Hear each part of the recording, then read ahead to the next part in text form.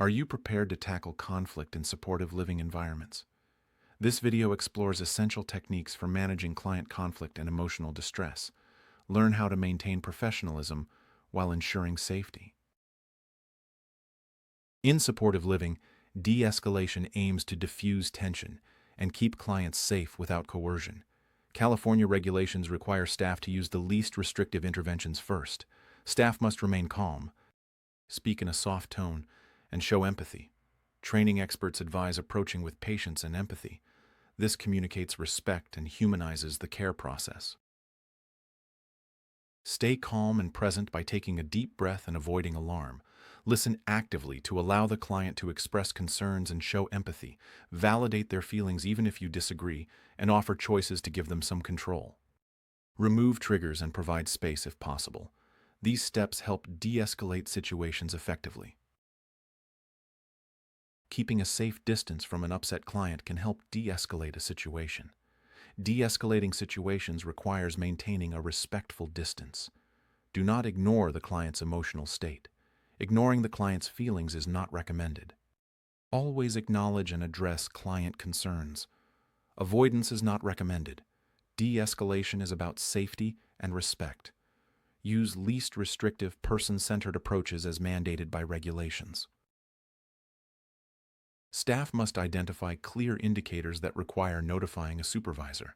Situations that become unsafe or beyond your ability to resolve need immediate attention. Report any injury or significant event promptly. Supervisors can help mediate or adjust service plans. They are part of the safety net in supportive living. A client with a history of anxiety begins yelling and throwing objects.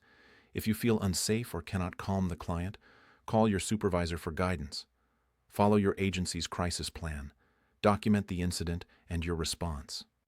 Meet with the supervisor to debrief after the incident. It's unacceptable to wait until morning to tell a supervisor about a dangerous situation. Immediate notification ensures safety and compliance with regulations. A minor disagreement may not need escalation if quickly resolved. Always report potential safety issues. Prompt reporting is crucial for effective crisis management. Remain professional when a client expresses dissatisfaction. Use communication skills to understand concerns and seek resolution. Respect client autonomy, while ensuring appropriate support is offered. Validate their feelings and offer solutions or choices. The aim is to de-escalate the situation, not to argue. A client asks you to leave their home. Stay calm and acknowledge their right to privacy. Offer to check back later or notify someone else if needed. The goal is to respect their autonomy while ensuring their safety. Report the incident to a supervisor afterward. Imagine a client is upset and yelling for you to leave. Write out your response using calm and respectful language. Compare your response with peers or a supervisor. Ensure your approach is respectful and calm. This exercise reinforces effective communication strategies. Recognize escalation signs in an argumentative client. Use communication strategies to diffuse arguments and preserve dignity. Maintain professional boundaries and emotional control. Stay calm and neutral.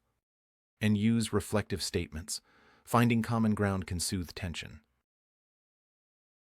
A client argues about a missed appointment. Use a calm tone and open posture to reflect back their concerns. Apologize for the oversight and offer to reschedule. This approach shows respect and a willingness to solve the issue. Avoid arguing or blaming. If a client raises their voice, pause and breathe. Use a calm voice and step back physically if needed. Set boundaries if arguments persist. Disengage politely if necessary. Seek supervisor support if the situation doesn't improve. Responding with anger escalates the conflict. Stay calm and use setting boundaries politely. Yelling back or walking out inflames the situation. Maintain calm and empathy. This approach helps in managing arguments effectively.